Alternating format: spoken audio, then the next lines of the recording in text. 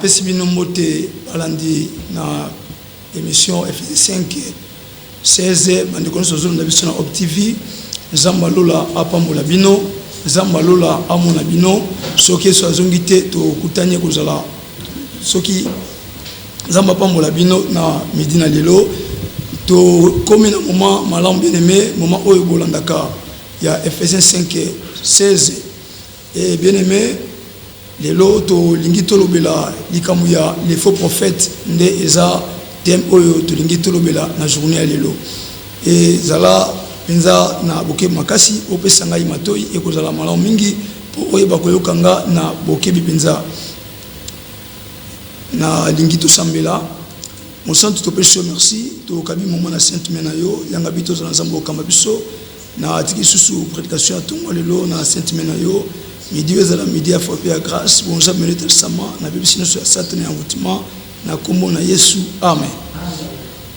Batangeli biso Jérémie 23 17 à 18. Jérémie 23 17 à 18. Jérémie chapitre 23 17 à 18. Nous lisons au nom de Jésus. Amen. Ils disent à ceux qui me méprisent, Azolo banaba oyo bazolo tsolangai. L'Éternel l'a dit. Yahweh zambalobi. Vous aurez la paix. Bokozwa kimia. Et ils disent à tous ceux qui suivent les penchants de leur cœur. Pe azolo banaba oyo nyoso bazolanda posi ya mitema na bango. Il ne vous arrivera aucun mal. Mabe moko ekokomela bino te. Qui donc a assisté au conseil de l'Éternel. Nani oyo afandaki na conseil ya Nzambe. Pour voir. Pona komona. Pour écouter sa parole. Pona koyoka maloba na ye. Qui a prêté l'oreille à sa parole? Qui a prêté l'oreille à sa parole? Nani ataki matoi na maloba na ye. Qui a prêté l'oreille à sa parole? Nani ataki matoi na maloba na ye. Qui l'a entendu? Nani oyo ayokaki ye. Amen, la parole du Seigneur. Amen. Bien-aimé prophète babengi Nabia. Nabia, ce qui signifie porte-parole. Prophète bien-aimé, Aza porte-parole. Prophète Aza Oyo, afin de la conscience Zambé. Tamu Zambé a séréni, Naba ange naye, Nakata gouvernement naye, et prophète Aza la Kawana pour le Koyoka, ainsi dit l'Éternel. Prophète bien-aimé, Aza Oyo, Azoyoka Zambé. Yango sozobi na kati na Bible, Zamba zobe na prophète la sentinelle.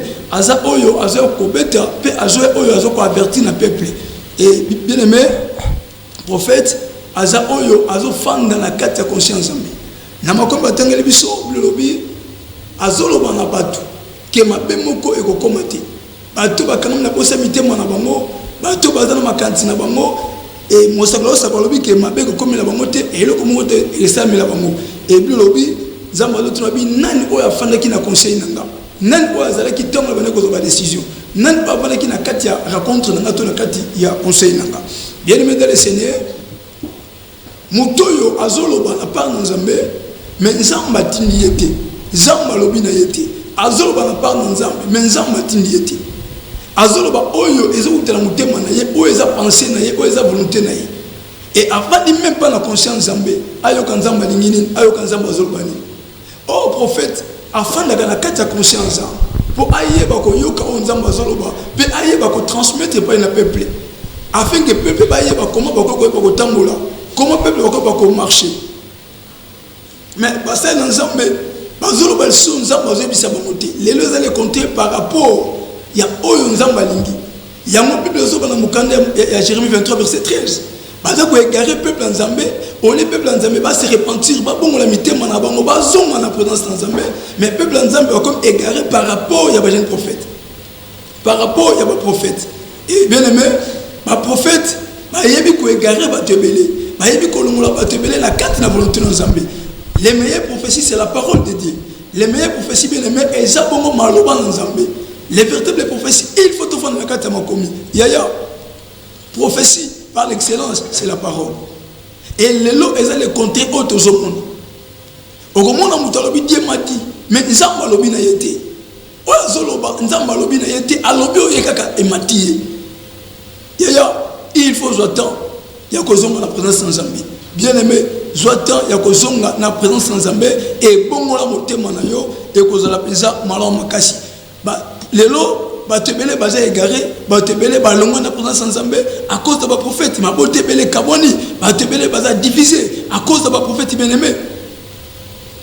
Bazolongo la batuna volonté na Zambé, bazolongo la batuna posa na Nzambe na kati na bango.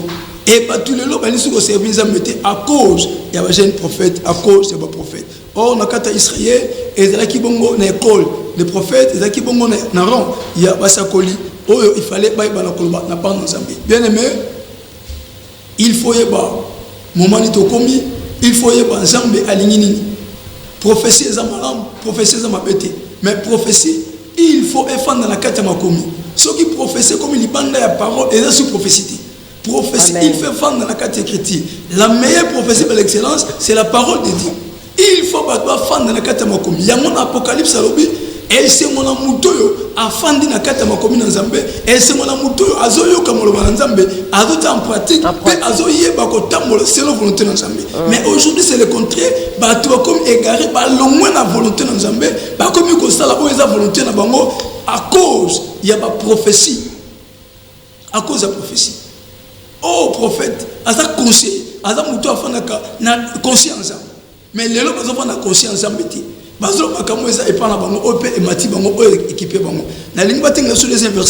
Jérémie 14, le verset 14. Jérémie chapitre 14. Le verset 14.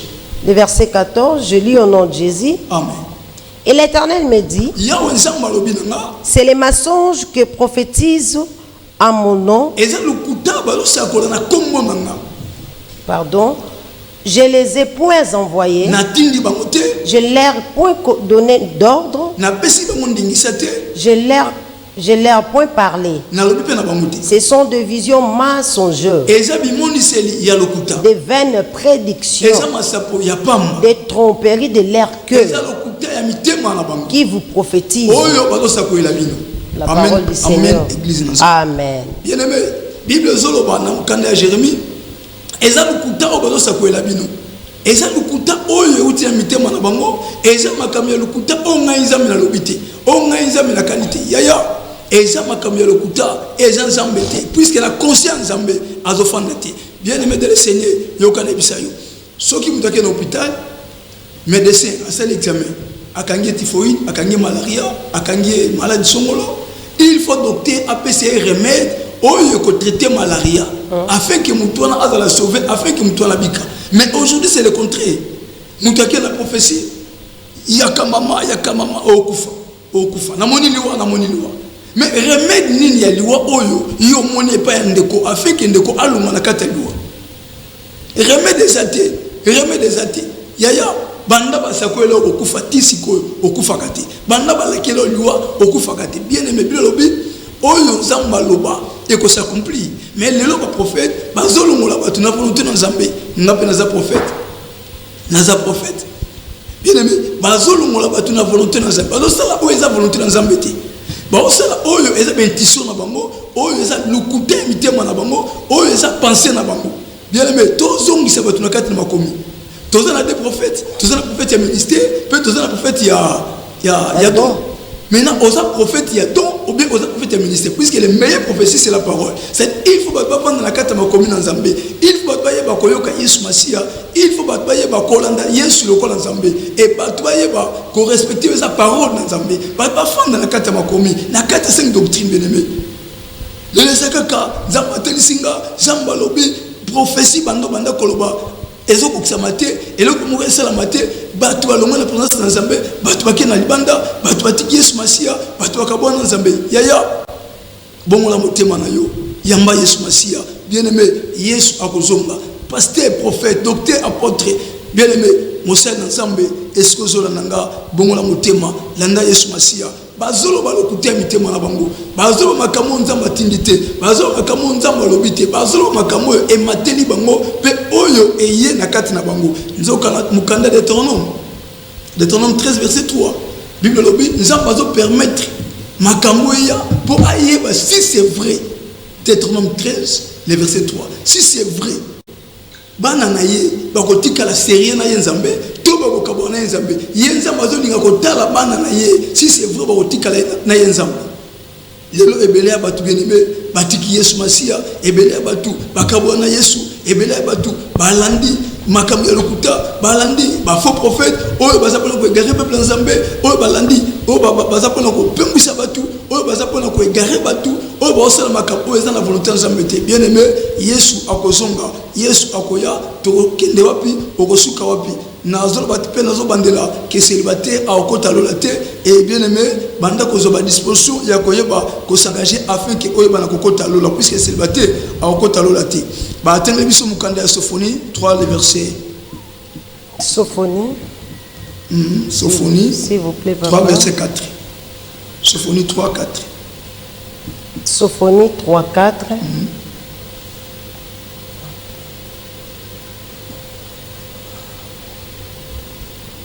Sophonie 3.4, nous lisons au nom de Jésus. Amen. Ces prophètes sont téméraires, infidèles. Ces sacrificateurs profanent les choses saintes, violant la loi.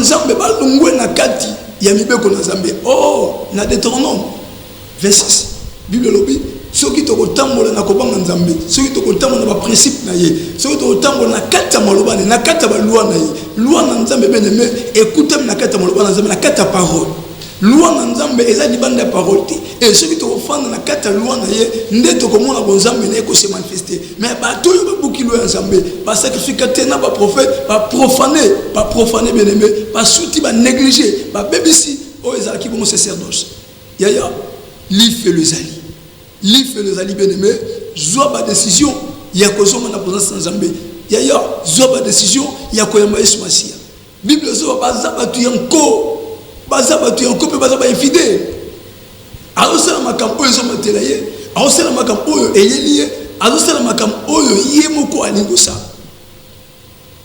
poliwelongwa ezosenga tobondela nazomona liwa omoni kaka liwa solution ya liwa wana ezali puis tant on appelle ça vision appelle ça provision tant on zamba zoba na mutu akoyeba pe ko pesa remède pe ko traiter likamo nzamba zoloba non nzamba ebisinga à cause d'un problème na yo tous 4 jours à prier tous 3 jours à prier et bien mais les lots ils allaient compter par rapport il y a makambo de salama il y a makambo comment $100 eza vraiment passe makasi et le senga na batu baye bakobongo la mitema et bozonga na présence na Nzambe Bible lobi baza ba infidèle Bible lobi baza ba infidèle baza bongo batu yanko c'est-à-dire ba osala makambo na kanai ba osala makambo na ko Nzamba lola atindi ba muti Nzambe pe alobi na bango te na conscience Nzambe bakotaka na bango te bazaka na bango te Nzambe amona na bango te et quelque part ba bengo ba renard baza ba flatter on ne ba yebisa ba makambo eza vérité rien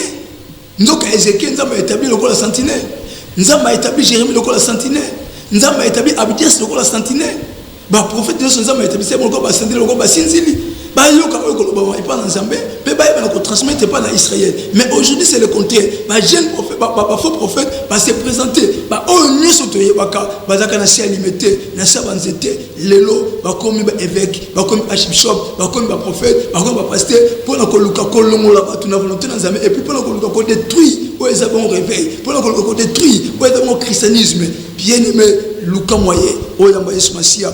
Raison pour laquelle lobby mon peuple est faute de connaissance. Kozana koyeba izana batebele oyo baza égaré. Yaya koyoka bangote, zonga na kate moloba na Nzambe. Bible zoloba mukanda et puis prophétie et ça lampe oyo ko éclairer et si moli les ali. Prophétie et ça lampe bien-aimé oyo ko éclairer et si moli les ali. Mais lelo est le contraire. Mutu ataza na kindumba na ye. Mutu ataza muyibi. Nzamba ko pambola, nzamba ko sunga. Bien-aimé, nzamba ko pambola comment tandis que mutoyo a se repentir na nuté, a bomwane na nuté, a yami Yesu te, a zape na Yesu te. Oh, Bible zo na mukanda pisom, li pamboli eza pona ba méchanté. Li pamboli eza pona ba yengebene, ba pamboli bien-aimé li pamboli eza tout simplement pona ba yengebene. Yo lokolo za méchant, yo lokolo za païen, lokolo incirconcis. Oli ko yamba Yesu Masia te, okotika la kozala jamais béni. Le cause de la basinga loketo, le cause de la misère molili, au cause de la jamais béni. Ata basako yo kenzamba zo bisanga. Bien aimé, musoye na quartier na fandi, azo bisapa moko lobi, zamba zo visiter yo, zamba zo accorder yo et zamba zo tombola yo. Dans 2 semaines, professionnel ko kisamité, papa wana akufi. Mais ils ont mort lobaki, akotombola papa, ako élevé, akolongola sona ye, nzambe wana za wapi. Or ce que nzamba lobi azaka derrière, yangola mukanda ya Isaïe. Le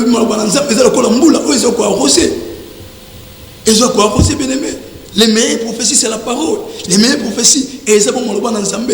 To fan na kata maloba na Nzambe. To fan na kata écriture et ko za maloba makasi ba faux prophète ba koti na kata na mboka ba faux prophète ba inonde na kata na mboka et ba zoluka ko pemwisa batu kolongola batu na volonté na Nzambe. Ole batu ba bongola mitema. Ole batu yamba Yesu eza monate. Yaya délivrance ya liboso eza ko bongola mutema. Ce qui nous avons dit motema na yi akomi mwana na Nzambe à ce temps là lipamboli na Nzambe et comme kolanda yi Bible lobi lipamboli na nga ekolanda bino partout bokozala.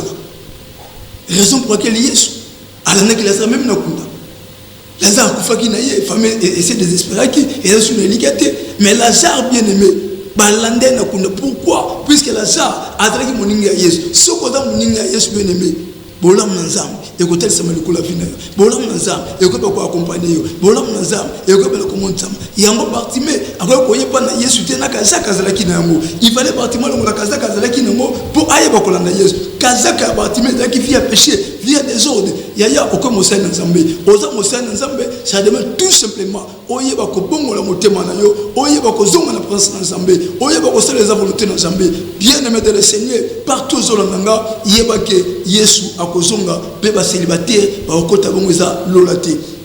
Bien aimé de le Seigneur na ligne batengela biso susu verset mosusu ekozala malamu mingi.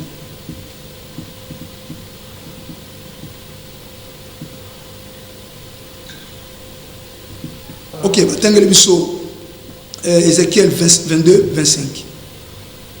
Ézéchiel 22 25. Ézéchiel 22 25. 25. Ézéchiel chapitre 22, le verset 25. Je lis au nom de Jésus. Amen. Ces prophètes conspirent dans son sein comme des lions rugissants qui déchirent leur proie.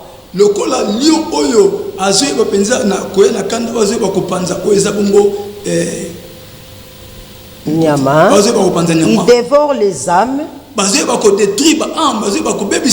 Ils s'emparent des richesses, des choses précieuses. Ils multiplient le veuve au milieu d'elles. Amen. Bible soloba basakoli oyo bazoyeba kopanza batu lokola nyama lokola lion apanzaka nyama bazoyeba ka komi s'enrichir bazoyeba ka komi tondisa mais bango bazala malon bazala bien mais libota na Nzambe bayeba kozala bongo égaré libota na Nzambe bayeba bongo kozala péri libota na Nzambe bayeba kolonga la volonté na Nzambe bien aimé luka moyen ya kobongola motema na yo basakoli oyo bazana rôle moko ya ko détruire peuple na Nzambe bazana rôle moko ya ko détruire ya ko panza oyo eza bongo bana Nzambe ya ko panza oyo eza bongo basel na Nzambe balingi bo batonisa mana bozui batonisa mana bongo batonisa mana kimia mais en réalité Yesu na kati na bango azati et makambo osala Nzambe atindi bango te yango lobi na Ezekiel abi na tindi bango te na lobi na bango te makambo alo bana bino eza lukuta mitema na bango eza pensée na bango yaya makambo azolo bana yo eza lukuta makambo alo bana yo eza pensée mitema na bango et okomona caractère na bango okomona caractère na bango caractère na bango na comportement na bango eza lolingi mususu bali komitondisa na bosui bali komitondisa na makambo ala mais batoyo bazokamba batoyo bazotia molo bana za bazala différent bazala pauvre baye bana kukufa et puis bible obi batiki batebele ba veuve batebele batikali ba veuve bien aimé zoka veuve okota lola te batebele batikali ba veuve effectivement batebele batikali ba veuve banen ba komisi ba veuve eza ba faux prophète et ba faux prophète bien aimé batondi na kati na mboka ba faux prophète bien aimé batondi même la utilisation na bango même les scènes na bango eza le contraire par rapport à la Bible par rapport à la volonté de Nzambe ba photo na bango bazotekela batu ba makila Yesu bazoteka ba mai bazoteka et comme le commerce et comme le business moko bien aimé Yesu akozonga lobiko eza na kombo Yesu Masia tele France eza na kombo Yesu Masia eza na nzela maite eza na nzela mungu te eza na kombo mususte kombo epesa meliso na sena moyo eza na kombo Yesu Masia lobiko eza na kombo Yesu Masia na midi na lobeneme yamba Yesu na kati ya vina yo na midi na lelo luka volonté na Nzambe Bible zoloba il n'y a pas de relation entre les morts et les vivants eza na boyoka ni moko te entre bato kufa na bato na bomoyi mais bien aimé relation wana euti wapi relation wana ya bakufi na bato na bomoyi euti wapi bongola motema yamba Yesu na kati ya vina yo luka volonté na Nzambe luka volonté na Nzambe et puis banda ko servir Nzambe na kati ya bomoyi na yo et bientôt Yesu ko na kozonga bien aimé Bible lobi ba faux prophète baza lokola ba renard or tout temps na classe le corbeau et le renard corbeau azaki na fromage na monoko mais renard azaki na moloba ya kitoko ya ko flatter afin que corbeau akoisa azaki na maboko afin que renard azo yango akima nango bien aimé faites attention puisque ba renard et si ba continue ndako na yo ba renard et si ba continue kati pongo na yo ba renard et si baza inondé partout partout on n'est pas présenté votre Jésus bazo présenter tout miracle bazo présenter pikamwa bazo présenter tout oyo nzamba yibisi bango te oyo bango moko bazoloba na kati ya mitema na bango oyo kutu nzamba lobité yaya life le zali yango lobi il faut examiner l'esprit esprit nyoso il faut ko examiner bien aimé il faut ko examiner l'esprit ba faux prophète baza bango ba renard baye na flatterie okufate zamboze bisanga ozotomboma zamboze bisanga ozomata bien aimé est-ce que vous avez la conscience Nzambe prophète aza oyo azofanda na conscience azoyoka Nzambe azoloba azoyoka Nzambe azoloba ba décision tout et puis azoyoka transmettre puisque prophète aza comme bouche de l'Éternel raison pour laquelle dans cette alliance baza ko sela irimna na tumi il faut bien comme baluer ça pour confirmer que réellement makambo Nzambe azoloba eza moi les qui na tolo ya Aaron bien aimé bongola motema il faut ça beaucoup d'attention to comme l'attend de la fin wapi basako le lokuta ba koti na kati na mboka wapi basako le lokuta ba koti pona ko loka ko égarer peuple Nzambe ko epengwisa batu pe ko longola batu surtout na kati na volonté Nzambe bien aimé volonté Nzambe ezali yo okufate mais obongola motema na yo oyamba Yesu osela Yesu afin que bolam Nzambe et ba ko talisama Bible zolo ba lipangoli et ko accompagner ba onso zo ba Nzambe et Bible lobi ba méchant ba oyo nyoso ba otoma na kati na vina lisumu ba ko yeba ko pa mama tepe bolam Nzambe et ko accompagner ba moti raison pour laquelle na mukanda ya Galate bilobi c'est que le mot rassemé il mentionnera le col osolona masango ko s'attendre te ko buka nguba so ozolona pe nguba ko s'attendre te ko buka manyoko olonaki ozo sala lelo yango ko bana ko buka ozo sala lelo yango ko bana ko zolokola récompense na yo alingi batengela biso verset mususu Ésaïe 28 le verset 7 Ésaïe 28 le verset 7 Ésaïe chapitre 28 et verset 7 Ésaïe 28 le verset 7 OK Je lis au nom de Jésus. Amen. Mais et aussi Kasina bongo il chancelle dans le vin et les boissons fortes. Leur donne des vertige. Sacrificateur et prophète chancellent dans les boissons fortes. Ils sont absorbés dans le vin. Ils ont de vertige à cause des boissons fortes. Ils chancellent à prophétisant. Ils vacillent en rendant la justice. Bien-aimé, bazo sakola Bible lobi ba mi pesi na masanga makasi ba mi pesi na masanga oyo langwisa ba mi pesi na masanga oyo ezo mala kwiti ba mi pesi na masanga oyo ezo mapenza na kati na kobunga ba mi pesi na kati masanga oyo eza penza kolongola batu na kati na volonté na Nzambe basakoli pe ba tei na Nzambe. Bien-aimé, les lobes sali na Nzambe pe basakoli ba mi pesi normalement na vie ya kolangwa na vie ya masanga et ba mi pesi na vie ya kindumba ba mi pesi na vie impudicité ba mi pesi na vie ya mensonge ba mi pesi na vie ya désordre bazo sakola na Saint-Esprit te mais bi lobi bazo sakola na se ya milangwa bazo sakola su na se ya molimo na Nzambe te. Or bi lobi poussé par le Saint-Esprit que les hommes parlent de la parole de l'Éternel mais bi bezo loba bazo sakola na se ya bakwiti yango mona ya fandi abandi ko yebisa yo Nzamba yebisinga mais okotala yeboye solo ya ve okotala yeboye esalangwaki okotala yeboye marche na ye eza conformité na Nzambe marche na ye eza mala mutena Nzambe bien aimé luka ko bongola motema na yo luka ko yamba yesu na kati ya vie na yo et yesu kozonga bientôt akokuta yo wapi oza mosali na Nzambe oza pasteur oza prophète oza docteur yeba ke yesu akoyeba na kozonga akokuta yo wapi.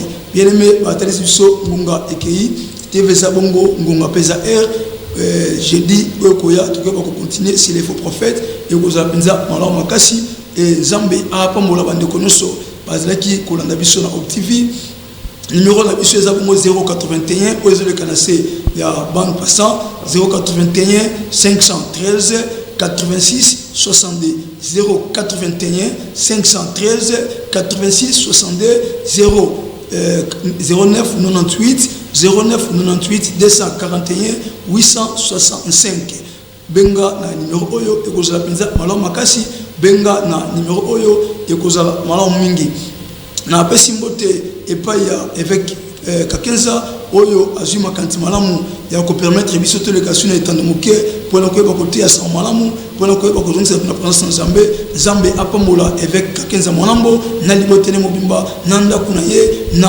musala na ye Nzambe ayeba na ko pambola pe na pesi mbote na cameraman ozabu na ombre mbote mingi Nzambe apambola pe ba enregistrer noso na pesi mbote pa ya je ne sais konde oyo azalaki bongo ko suka biso na moya ba image pe na pesi mbote na libota na ngai famille wa Nzambi oyo batikala ndaku na pesi mbote na mwasi na mazaki lectrice na pesi mbote na église oyo ezabongo ACPC Nzambe apambola libota momba ya ACPC église ACPC evandi bongo na mbudi église ACPC ezabongo na arrêt ya bra Congo soko komi na pompage au jus transport oyo ezobele la mbudi au komi na arrêt ya bra Congo avenue Paulus numéro 12 Clique na biso za lundi na 16h30 à 19h30 mardi na 7h30 à 9h30 on a clique ba maman pe mercredi ezabongo na 16h30 à 19h30 jeudi tous na prière à Néhémie 9h à 16h mutazo ne toko na ye Néhémie ezabongo na hébreu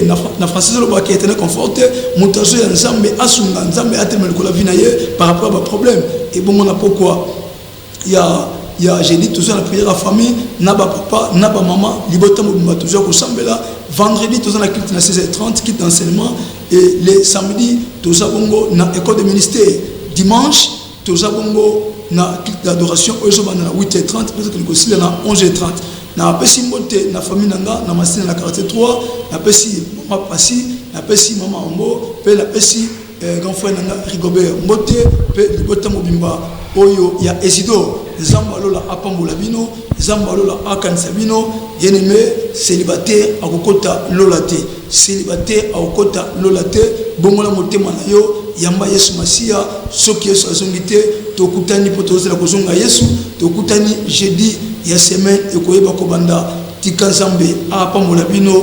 Ciao, bye bye. Ciao, Zambalola Pambola ACPC Mobimba na kombo na Yesu Masia.